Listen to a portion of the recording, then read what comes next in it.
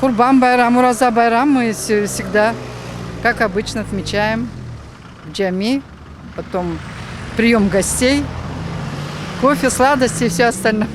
Да, все отмечаем, все празднуем. Все традиции. Какие праздники отмечаете? Курбан, Ураза и так далее. Все, какие есть, все сохранили. Ну, Ураза Байрам, Курбан Байрам отмечаем.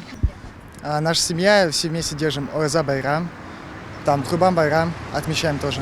Ну вот праздники этот. Стараемся Татарже, там Лафит Мегеев, да. Вот видите, внуки? Вот традиции.